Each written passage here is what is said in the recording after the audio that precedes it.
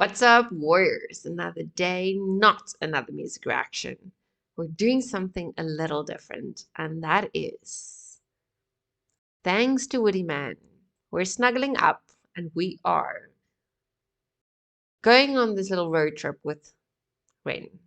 And we're listening to him and we're letting him open his heart, letting him take us through his journey, his story, his ups and downs, his roller coaster life, his emotions, how he perceived everything, how he felt at various points in his life. And chapter 1 was not easy. Me being empath, not easy. But Ren is such an incredibly special, beautiful human being. I firmly believe, based on what I've heard, based on what I have seen in his posts, because we share very similar values, and those who know just how unfiltered I can be on certain platforms will know that there's certain things that we agree upon, myself and Ren. And so I respect him even more. I value him. I adore him. I think he is amazing. And so as much as he is giving us through this story of his Troubles playlist, and as much as he gives us through his music and everything that he shares, I do think it's important that we try and give back. And the best I can do in my position is to try and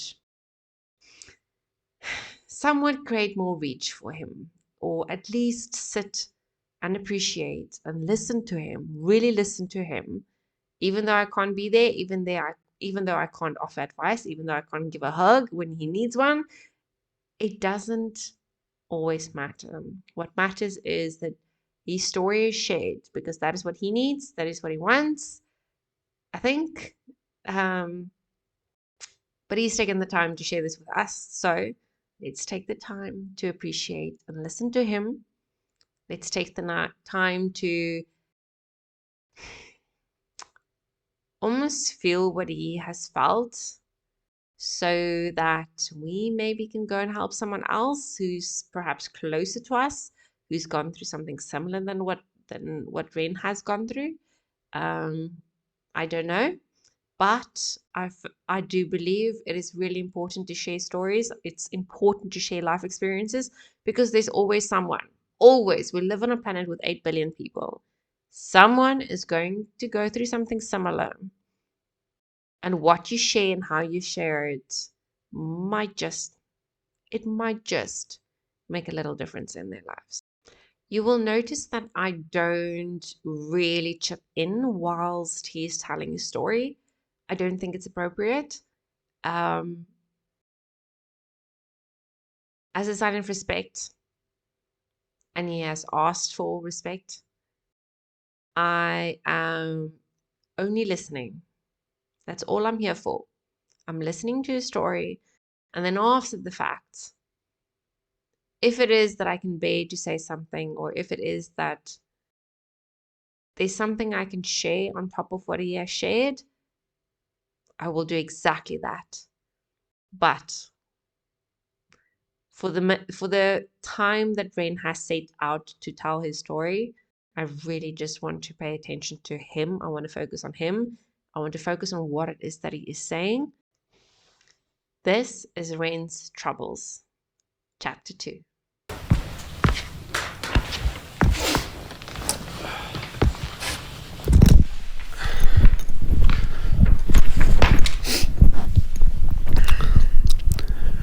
A year of living in a nightmarish purgatory does strange things to your psyche. I was still trying to push through university, but I found myself missing many lectures to stay in bed. I started noticing more unusual symptoms creeping in, a strange buzzing sensation in the soles of my feet.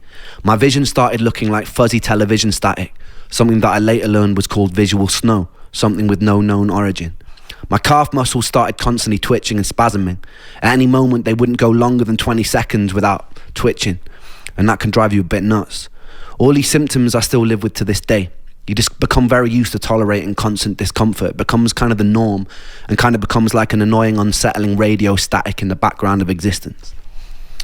I stopped taking my antidepressants after having cycled many different kinds. None of them helped. All of them gave me some new kind of symptom or side effect, like insomnia, dry mouth, heart palpitations, no libido, etc. I spent a lot of my time alone, but in the moments of respite I'd hang out with friends. We formed a band called Trick the Fox the year before I'd gotten sick. It was the one ray of sunshine I had at the time. I quickly became friends with a bass player called Charlie, and we developed some kind of musical telepathy where we both knew what the other was going to play before it even happened. It was the first musician I've ever felt this kind of chemistry with. I became a kind of third wheel in his Momoko's relationship. With time, Momoko became like a sister to me.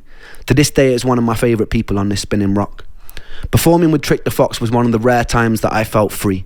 There was something about the duty of having to entertain others that let me escape the physical limitations of my own sick body, even if just for a moment.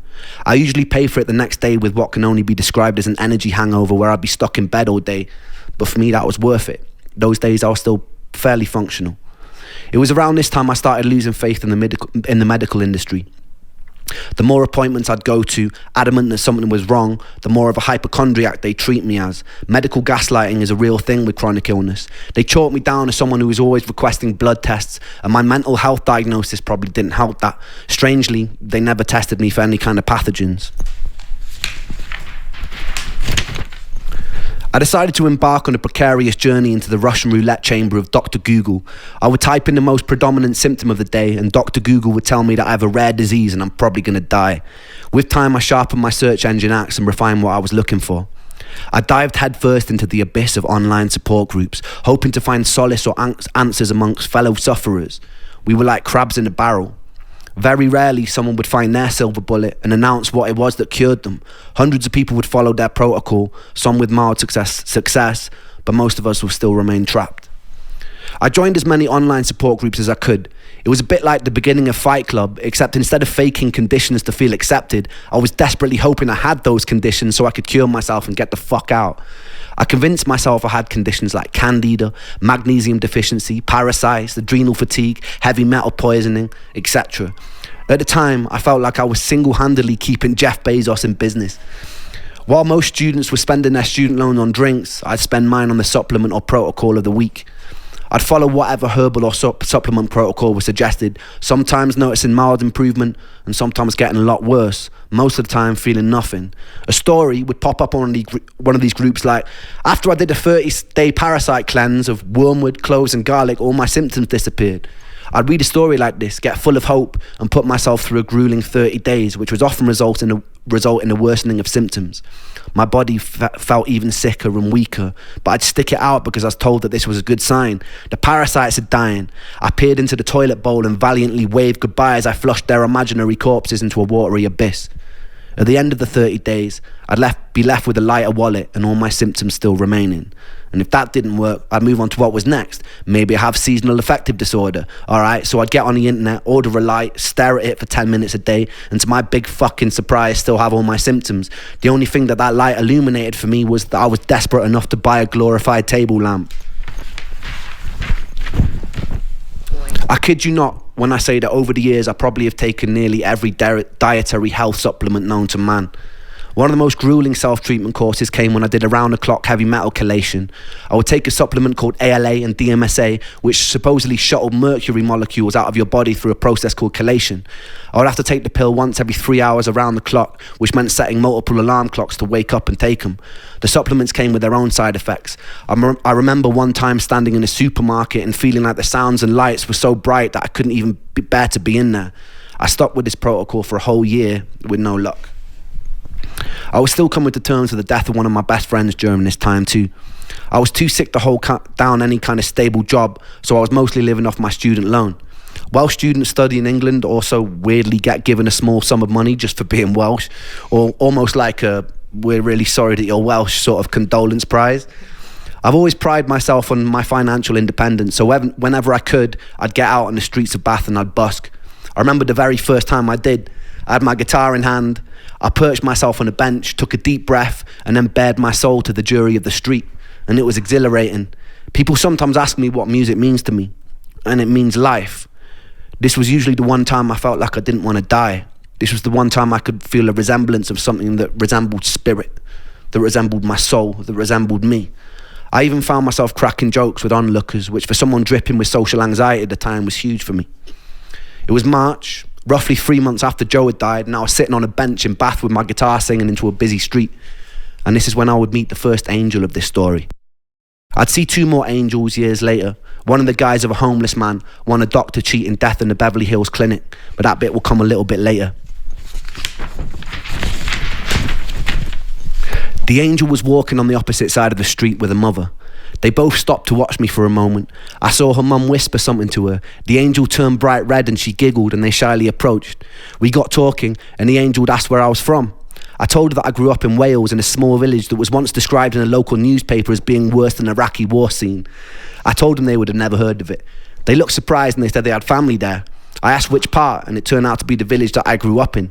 Since you can basically count a population of 2 intergenerationally bred mutated hands, I asked who they were, and it turned out that that angel happened to be Joe's cousin. This encounter was always a foundational moment of serendipity in my life. In the years that followed, I took serendipitous occasions to mean I was in line with my purpose.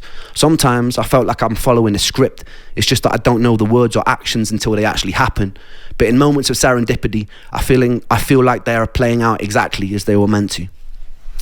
It was quite a bizarre moment for me, that hundreds of miles away by chance this angel would be related to my lost friend. Upon learning who I was, they invited me back to theirs for a cup of tea, and I accepted and I fell in love. It was really good tea. That week, the angel took me to a favourite botanical garden and she pointed out a favourite flower. So that night, true story, I dressed in black, broke in by climbing over the fence, dug up the flower and presented it to her the next day. She called me insane, but it's safe to say that angel ended up being my first serious girlfriend. It was a weird kind of relationship. We both shared an unusual trauma for people who were so young, brought together by a tragedy.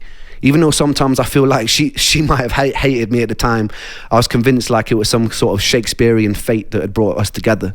A morbidity that birthed light, that it couldn't be anything else. It felt like divine intervention. She was pretty troubled in her own way, and I was very troubled in mine. But in between the sludge of dealing with the constant symptoms, it was beautiful. That summer, her parents took us to Centre Parks, which is a posher version of Butlins, if you don't know, where they paid for all the activities and meals, and they let me do whatever I wanted. Coming from a poorer family, I wasn't really used to being spoiled to that degree, but I figured I'd just roll with it. One morning while I was there, I got a call from my friend Sega, and he sounded pretty mixed up, so I asked him what was wrong. He told me that there was no easy way to say it, but one of my other best friends, Callum, had died. He'd gone cliff jumping in the same cliffs we used to jump off as kids. The sea was particularly choppy that day, and he caught a cross current and he started to drown. Another guy that he was with had jumped in an attempt to save him, and they both drowned. The first day I met Callum, I was 11. He was in a year above me in high school and used to walk around with these massive baggy bright orange jeans. He hung around with all the goth kids and I thought they looked super cool. So the next day I painted my nails black and fashioned a necklace out of a severed extension cable from an old VCR machine. I infiltrated the group and I gained their trust. Not long after, me and Callum were friends, wandering around beautiful Welsh countryside looking for the most scenic places to smoke weed. We stayed friends throughout high school and I truly loved him. When Callum died, I couldn't properly grieve. I felt weirdly numb after losing Joe. I'd often feel guilty for my inability to cry at the time. A couple of years later, I'd learned another friend of mine that I used to play function gigs with had thrown himself off a cliff face in Dover. And again, I felt numb. I couldn't tell if this new acceptance of the inevitability of death was a beautifully liberating thing, or if it was a sign that my humanity was slipping away. To this day, death has kind of remained a bit of a matter-of-fact part of my life. During my years of sickness, I had to crawl through a morbid longing to be killed by my illness to find a more peaceful acceptance that death is just an inevitable consequence of life and it doesn't spare anyone.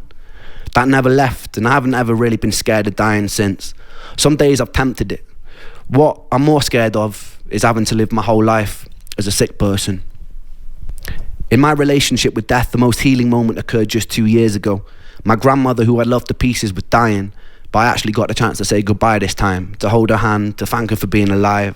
I remember not long before she passed, she was lying in a hospital bed, and she was very weak and very pale, barely able to open her eyes. I asked how she was, and it seemed like a stupid question as soon as it left my mouth. She paused for a long moment and she turned her head to look at me, and she opened her eyes and she smiled and she said she felt happy. And it was just one word, happy, which was simple and it was beautifully profound. And that was one time I'd gotten a chance to say goodbye. And it was the first time that I hoped that one day I would die happy.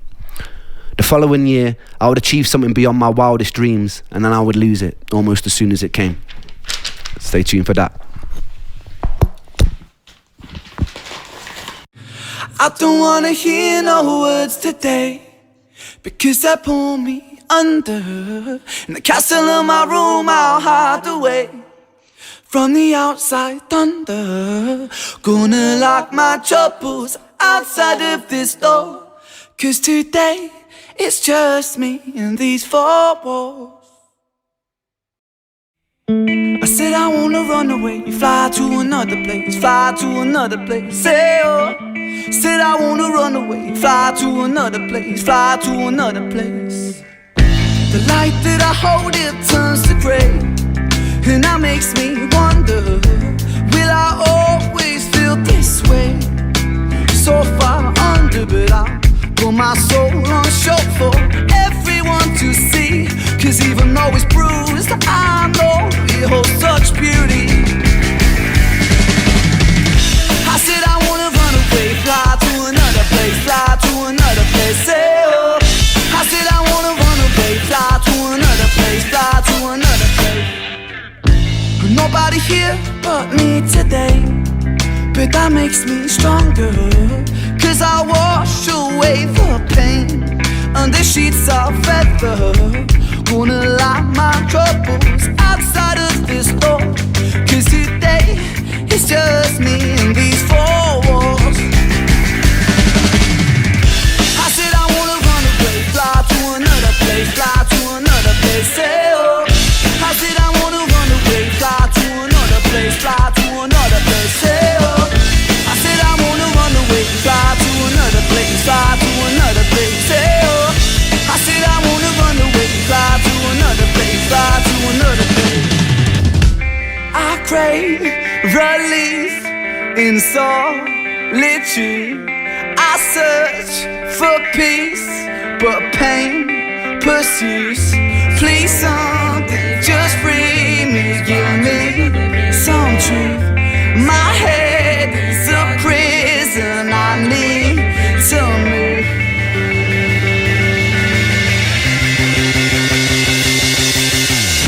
I said I wanna run away, fly to another place, fly to another place, say oh.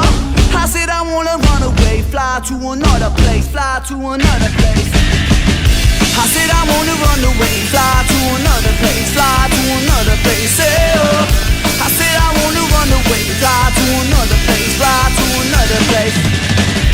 I said I wanna run, I said I wanna run, I said I wanna run, hey oh. I said I wanna run, I said I wanna run, I said I wanna run, hey oh. I said I wanna run away, fly to another place, fly to another place, hey oh. I said I wanna run away, fly to another place, fly to another place.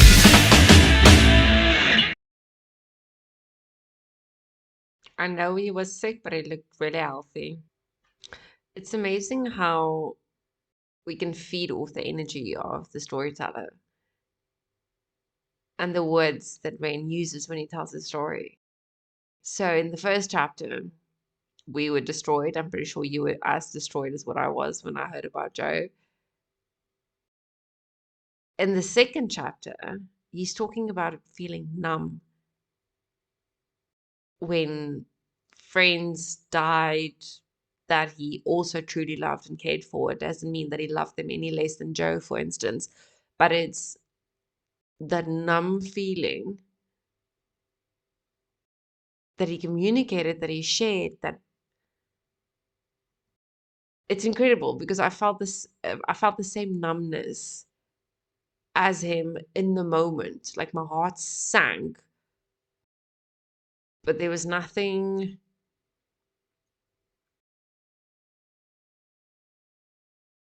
It's